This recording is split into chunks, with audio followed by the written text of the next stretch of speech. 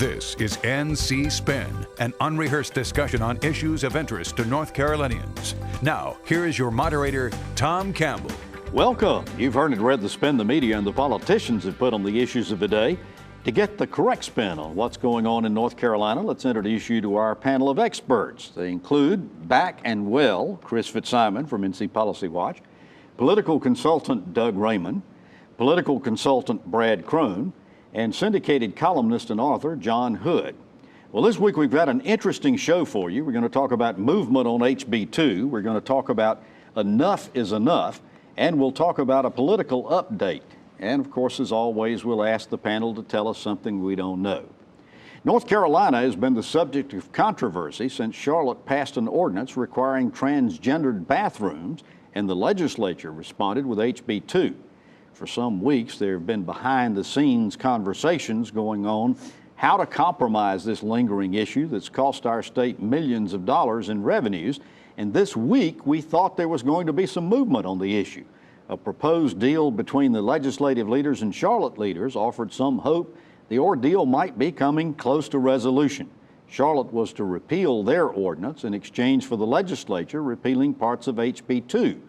But hours before a city council meeting, Charlotte leaders took the item off their Monday agenda. Brad, fill us in on the proposed deal and why it fell apart. Well, Tom, there's a sense that people would rather pontificate than try and reach any type of reasonable compromise for the benefit of the people that they say they're trying to help.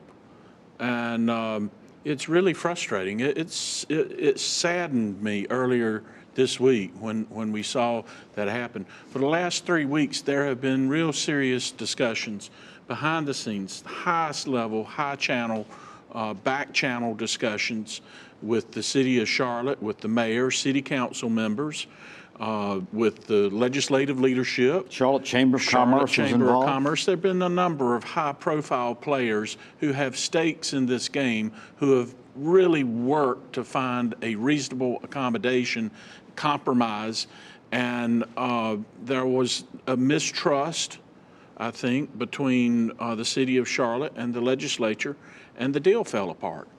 And what we as a state have to ask, I think it is appropriate to have our leaders look at the common good and both sides be willing to accept some type of compromise to move this issue so that we take it off the table and have the state portrayed in a positive light. Doug, it was sort of a truth or dare type situation. The legislature was saying, you repeal the ordinance and we'll repeal parts of HB 2. The city of Charlotte was saying, no, you make the first effort. Nobody seems to trust anybody here. What do we got to do to build trust? Well, listen, we have trouble building trust in that building where they see each other every day to try to build trust with Charlotte. And as has been noted, you know, this didn't happen overnight. The legislature had warned Charlotte if they went this route, something was going to happen. So this has been brewing for a while. I think the disappointing part of it for me is, and I know almost everybody at this table could say this, with this going national, all our friends and colleagues from around the country, we can't get away from the jokes. And this is very serious at what's going on. I think that maybe the silver lining that happened this week was 11 other states jumping in on President Obama's mandate to bring it into schools. And maybe, just maybe, North Carolina won't have the bullseye, and maybe it'll be spread out a little bit. John, I know that you, as Brad was talking about, you've been one of the ones that have been working behind the scenes to try to bring about some compromise solution. And this week there was an announcement, of which you were a part, that there is a working group that has been established that is going to be headed by Art Pope, former state budget director, and Dennis Wicker, former lieutenant governor. Tell us a little bit more about this working group, what you think it can accomplish, and where you think it's going. Well, the working group is a work in progress. I don't think that it was intended to be announced so early because they wanted to get more people lined up in the actual group. The concept in general is about 12 to 16 members representing different points of view, different institutions, state government, local government, school boards, business, organizations pro HB 2, organizations who implacably opposed to HB 2. Not so much to say, well, if you just get people in a room for several meetings, they'll all agree at the end. They probably won't all agree on some of the big issues, but there are other issues that need talking through. One way to think about this is that if HB2 is ultimately upheld by the courts, or if HB2 is struck by the Justice Department's litigation, in either case, there's going to be lots of specific issues that need to be worked out about locker rooms in high schools, and what are going to be the standards for new buildings for a single occupancy, gender neutral facilities. So there are lots of practical issues as well as big issues that need discussion. And Chris, one of the things that was interesting early this past week, Public Policy Polling released a poll that showed only 35% of the people in North Carolina support HB2 and 44% are opposed to it. But the surprising part to me was that more Republicans are opposed to HB2 than are Democrats. Did that? Well, it was a little surprising, although I wasn't surprised that the majority of people oppose it. Look, I think all along we've been talking about bathrooms and the lawsuits about bathrooms, the thing John's talking about with bathrooms. I think the message the country has gotten is that this is way beyond bathrooms. And I'm surprised that the General Assembly, if they really want to act in good faith, why not come in and pass a non-discrimination law that protects LGBT people in employment and in public accommodations, and take out the bathroom part. Let's leave that to something else, but take a stand against discrimination against gay people in North Carolina. That would be the biggest thing we could do to stem this tide. I hope we all could agree we could do that. The problem is I'm not sure the legislative leaders want to do it. That would mean we could then focus on bathrooms and come to some reasonable accommodation. This bill, remember, goes way, way beyond bathrooms, number one. And number two, the compromise, Charlotte was supposed to repeal its ordinance, and the legislature was going to change parts of HB2. I thought that needed to be public. What parts? What are you going to do? So let's speak out against discrimination first as a state, then let's deal with the bathroom issue. Brad, one of the...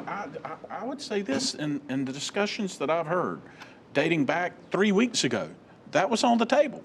But the legislature can do that. Why can't the legislature do that? And they can do it on its own, unilaterally. Well, I think both sides have just sort of dug in their heels. But the legislature went out of its way and passed a stricter discrimination law than most states in the country. That's a done fact. It's not. They can undo it, Tom. I'm saying that, but I mean the discussions that have been going on is one side gives, the other side gives.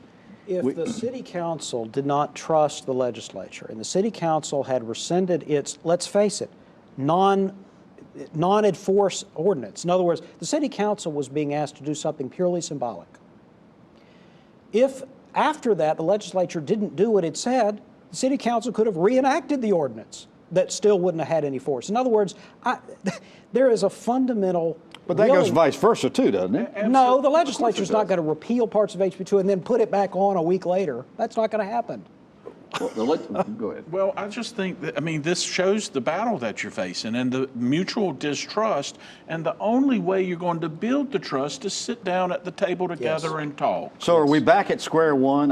You're talking about this working group. I actually don't think we're back at square one. First of all, I think the General Assembly is very likely to make changes to HB2, even if the Charlotte Council does nothing. The question was specifically what? To discrimination. Also the access to state courts matter. I think the legislature will act on. I think if the city council had acted in the good faith that was being requested, they probably would have done more modifications to the law. But this is going to be some action during the session and then lots more discussion in the next several months. I'll concede that there's a lot more information at this table than I have when you guys. Are any of you all surprised that this far into it, we haven't heard the slippery slope argument that what's going to happen when a person that was born a male, and that's what it says on their birth certificate, now they identify as a female, are they going to be allowed to play on the girls' soccer team? That are they going to go? Discussed. But I've been really surprised that hasn't come more to the forefront, because that's usually there's a little time span that happens and then that comes. And it's going to be interesting when that comes more to the forefront. I go back, I agree with Chris vehemently on the protected class issue for the LGBT community. And basically, the state legislature had told Charlotte that they were willing to work with Charlotte on developing a diversion and inclusion policy as a part of it. But again, folks, you got to sit at the table, Tom, to have that discussion. And the state legislature, Chris, may not want to do that. And that's their prerogative. That's right. It is their prerogative. But we need to do it, and we need to show the nation that we're against discrimination. Let's hope this working group can produce some productive results for us. We thank you for watching NC Spin on the air or on YouTube. Here's a reminder, there's much more on our website, ncspin.com or ncspin on Facebook. You'll find video footage not seen anywhere else, perspective pieces from our panel, and my weekly column. Get more balanced debate from the Old North State on ncspin.com, ncspin on Facebook, or on Twitter at ncspintweets. When we come back after these messages, enough is enough. NC Spin will return after these messages. Baseball players from other countries are considered guest workers here. Baseball, the previous administration and Congress cut a deal in 2006 allowing foreign players to travel freely across the country. Not so for agriculture guest workers. They're vilified for doing work Americans won't, and they face a mountain of red tape just to get here. Shouldn't American agriculture get the same consideration as baseball? Farm Bureau and Agriculture, we keep North Carolina growing. North Carolina is a great state with great assets. Among them are 180,000 state employees. Our legislators are considering important decisions regarding working conditions, health insurance, retirement benefits, and pay for state employees. Syndic is the one voice at the table when those decisions are being considered. Syndic is revitalized and refocused. A stronger Syndic ensures a more effective voice. Learn more at www.syndic.org. We now return to NC Spin. Typically, graduation speakers talk about the future and impart advice to those getting diplomas, but North Carolina native David Gergen, a Republican who's advised Presidents Gerald Ford, Richard Nixon, Ronald Reagan, and Bill Clinton in the White House, and is a senior analyst with CNN, departed from the platitudes in his Elon University commencement address, citing what he called the current forces of political extremism in North Carolina. Gergen said, "The moderation that characterized our state, the belief among Republicans and Democrats that we are all in this together, gave way to a new, angrier, extremist politics." Gergen said, "Enough is enough." Doug, what were your reactions to David Gergen's commencement speech? Well, I watched it, and it seems to be a trend where just this past week as well out in California, a reporter from Univision did part of her commencement speech in Spanish, and a lot of the students were upset that it seems to be a trend that it's a lot more about the speaker than actually about the students and the graduates and giving them advice going on. As far as what he specifically said, you know, Gergen was quick to point out he was born and raised in Durham and North Carolina values, but he lives in Cambridge, Massachusetts, and to me a lot of that came through. I think some of it was you know, hey, get involved, be part of the process is fine. But some of the shots he took at the legislature, I think, you know, saying that there was disenfranchised voters. I mean, we didn't see that in that last election. I think the statistics that he was trying to throw out about education funding don't hold water when you look at what's happened in the past. So I think it got a little bit too much like a Huffington Post op-ed than it did a commencement speech, but that's kind of par for the course. Interesting. Chris, I know you saw the video and read the speech. What were your reactions to David Gergen's commencement? I mean, I'm glad he said it. I think more people need to say it. I think that one of the things he didn't talk about as much as I thought, we can argue about statistics, and I think we have cut education funding where we fund schools per pupil, funding less than we used to, and a lot of other things which we've talked about in the show many times. One of the things I've been struck with in the last 4 or 5 years, you know, it used to be all of us would say the mean things, or the commentators would say it. Now the politicians themselves say it. I'm always struck, for example, when Senator we're the nice guys now. When Senator Berger's office puts out a statement, it used to be this, whatever the party would be, it would be disagreeing about a policy. Now there are routinely personal attacks and statements from politicians about other politicians, and I think that's part of what he was getting at. I think the dialogue in North Carolina really has gone to a place where I wish it hadn't gone, and I think there was a lot of truth in what he said. Gergen did say, give the folks that got elected credit. They got there fair and square, but he says that North Carolina needs to get out of this darker era or darker period that we're in and move away from the political extremism. Agree or disagree, John? Well, I like any movement to me. So regardless of whether that's extremism or not, if politicians are doing what I like, why would I be upset about it? In all seriousness, Gergen had a point about civility and so forth, but then proceeded to attack the Republicans personally. So it was a self-contradictory statement. In other words, if students were watching that carefully from Elon, they would see a speaker say, "Don't demonize your opponents. Treat people with respect." Now, let me demonize my opponents for the rest of the speech. I thought it was typical Gergenism. Brad, you're a political consultant. He said that HB2 in the legislature in recent years had violated 2 cardinal rules of politics. The first one being, if it ain't broke, don't fix it. And the second one is to leave as much power as possible in the hands of local people. You agree or disagree with that? Agree. Well, again, I agree. And I think the key message that resonated with me was the polarization of our politics. And we can't allow the state to continue to have such polarization. And I think the thing that has made North Carolina really great since John Motley Moorhead in the 1840s was this common interest push on public policy front to benefit an environment that fostered a good business climate and a high quality of life. And I'm concerned that our polarization is going to impact that. All right, so some of you are saying this was pure politics. Some of you were saying that you thought this was a good speech.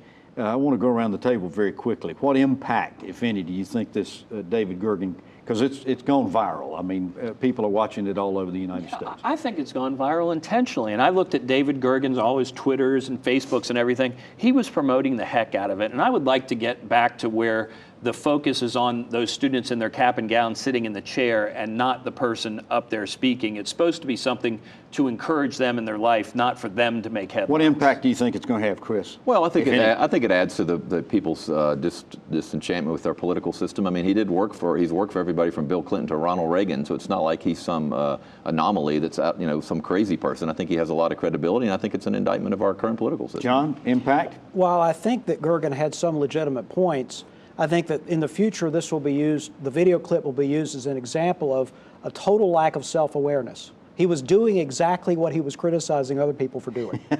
Brad, impact? Well, I hope that he encourages people to come to the table, Tom. We've got to stop screaming at each other, listen to each other, and try and find compromise that's going to benefit the good of our state. That seems to be a theme on this show, doesn't it? After these messages, we're going to talk about the latest political developments in North Carolina. NC Spin will return after these messages. Closed. A sign you're seeing too often, especially on abandoned grocery stores and markets. When these stores close, we all lose. We lose the healthy North Carolina grown fresh produce, and our farmers lose local outlets to sell what they grow. The Healthy Corner Store Initiative can change this by providing resources to local small store owners so they can stock and sell fresh fruits and vegetables. Find out how you can get involved at ncallianceforhealth.org.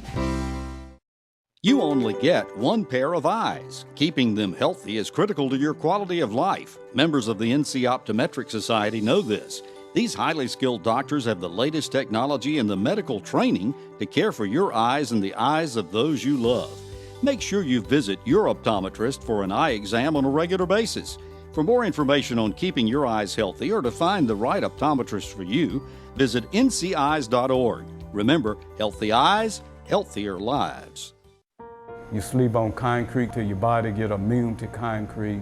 My mom got my brother and I up and said, come on, we're leaving. I became homeless in the beginning of this year. When I was about 4 or 5 years old, our house caught fire. I used to see my brother. If he see me, he'd turn and go the other direction. We did the only thing that we could think of, and we went to a Salvation Army shelter. You know, we don't have this, like, what's your background look like? We just say, what do you need? I remember the man from the Salvation Army coming down with a box of clothes. The Salvation Army officer bought my brother and I an ice cream cone. Last week, my brother walked up to me, and he just started a conversation. Today I've given my life to the Salvation Army because I remember what somebody did for me, my brother, and my mom over 30 years ago. The Salvation Army for me means hope. Compassion. Family. Support.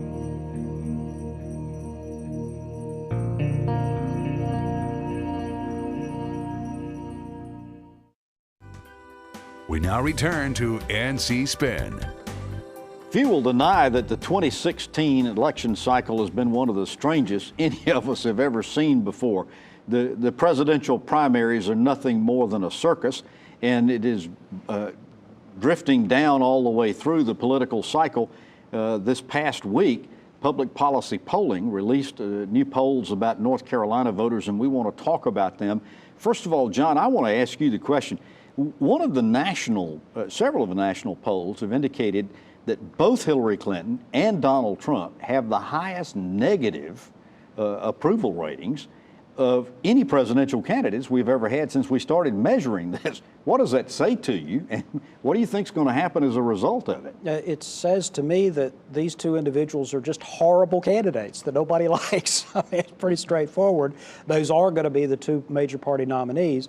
If you look at not only public policy polling, but other recent surveys and you aggregate them, what you will see is that virtually all the statewide races in North Carolina are either exactly tied, or there's like a 1 point statistically within the margin of error, or statistically insignificant difference. And I'm talking about governor, lieutenant governor, attorney general, state treasurer, the generic ballot for the legislature. We are. I think I wrote in my column. I thought I came up with a pretty good analogy. It's like the first few months of the year, the political system in North Carolina flipped a coin to see which party was going to have the advantage, and it landed on its edge. We simply have a 50-50 electorate going into the general election. Chris, these polls, it's way too early in the election cycle to really ascribe a tremendous amount of meaning to them. But based on what people are saying, the negatives, do you think a lot of people might sit this election out in North Carolina in November? I think no, I don't actually. I think there'll be a strong turnout. It's a presidential year, whether you like Hillary Clinton or Donald Trump. And I think I would disagree that I wouldn't put Hillary Clinton quite in the disapproval world, even though her current rating, given the big primary fight that's still ongoing with Donald Trump. I think the big theme for this year is it's the most unpredictable political year that I've certainly seen in forever. Who knows what Donald Trump is going to say between now and November? Who knows how it's going to play? Who knows how the North Carolina candidates are going to deal with it? He's the real wild card. We know, like her or not, we know who Hillary Clinton is. We know her record. Donald Trump is a complete wild card. I think he scrambles the entire race all the way down the ballot. Doug, typically in elections, incumbents win. This poll, PPP poll, and others recently, have shown that Pat McCrory and Roy Cooper are in a virtual dead heat. What's your explanation for that? You're a political consultant. Tell me why. Well, first of all, you said it already. It's very early. I mean, and it is. We are kind of a purple state, you know. So that's not all that unusual. I think the economy in November is going to have a lot to do with it, and then of course, if anybody makes a major misstep. But the one thing that I would kind of argue with John a little bit with, I don't think that Hillary Clinton and Donald Trump are just two people that are terrible people and nobody likes them. They're just polarizing, and there's no middle ground. There's no, well, you either love them or you hate them. Okay, and so those numbers are going to be what options do voters have on the national ticket? I want to get back to the state elections, but Brad, what options do they have? I mean, we've got a libertarian candidate that's going to run. Vote for the person you like the least? Dislike the most. The person you like the least, yeah, yes. Really and truly, and you may have a lot of that. For the Democrats, I think there is some concern with Bernie Sanders still out there. There was a Washington Post and a Wall Street Journal article this week about Democrats staying home. Democrats can't stay home and win the election. All right, so talk very briefly. We've got about 30 seconds left in this segment. The Buck Newton-Josh Stein race for Attorney General, the Dan Blue and Dale Falwell race for state treasurer. Both of them are open seats. The lieutenant governor's race, they're all statistical dead heats. Yeah. And it comes down, Tom, to, I think, older white Democrats. It comes down to unaffiliated voters, and it comes down to soft Republicans, primarily in your metro regions, from Charlotte, Greensboro, Raleigh. So how much effect is the national ticket going to have on this in North Carolina? I don't think the coattails will be long at all. For anybody? No, I think that's, old-time political wisdom. This is a different year, and I don't think there's very many coattails I'm not so at all. sure about that. I think if there are, in fact, I think Trump could be a complete, he might not, he could be a complete disaster for Republicans and hurt them all the way down the ticket, or I don't think that otherwise there won't be any coattails. Well, obviously, we'll be talking about this throughout the rest of the year up until November. After these messages, we're going to ask the panel to tell us something we don't know.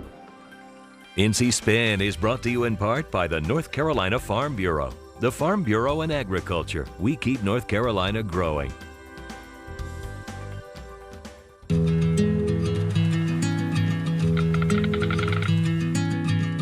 The cost of everything has gone up dramatically over the last 75 years.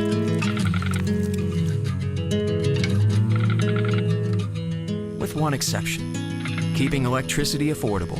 That's the power of your co-op membership.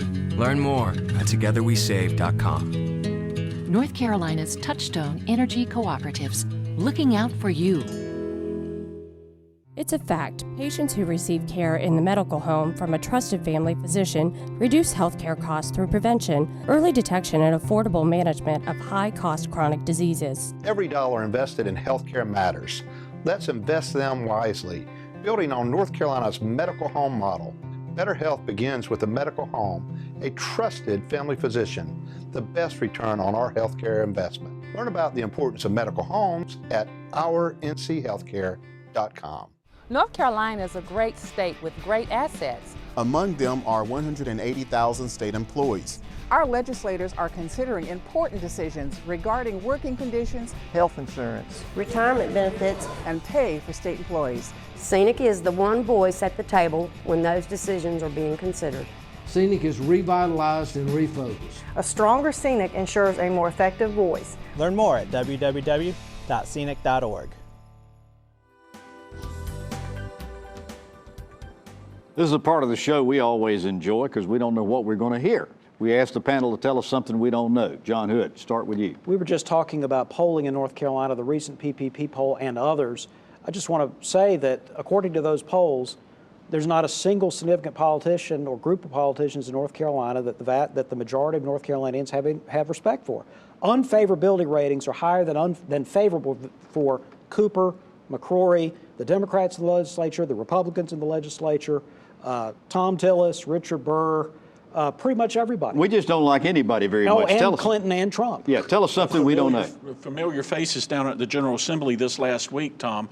District attorneys from all over North Carolina were down at the General Assembly really pushing a 4% pay raise for their assistant district attorneys. I think they're making movement on it, too. Interesting. Doug, tell us something we don't know. We talked about the PPP poll and how that related to House Bill 2 and what you even said Republicans were saying it. What I'm hearing from a lot of Republicans, they think President Obama coming in and specifically targeting the school has changed the game, and some of them saying not only are they not going to run from the issue, they might run on the issue by November. Interesting. Chris, tell us something we don't know. The new ECU Chancellor Cecil Staton takes office, I believe, in July. He really wasn't vetted very much. NC Policy Watch did a story. He had to resign from the Georgia State Senate leadership because of an email scandal. He was one of the early supporters of voter ID and voter suppression legislation. I think you'll hear more controversial things about him before his installation. Interesting. All right. Well, you've heard our spin on the issues of the day. To stay informed all during the week, give your feedback, and read my weekly column, visit our website, ncspin.com, or catch NC Spin on Facebook. And join us next week when we'll have more balanced debate for the Old North State. Until then, happy Memorial Day. Stay informed and watch out for the spin.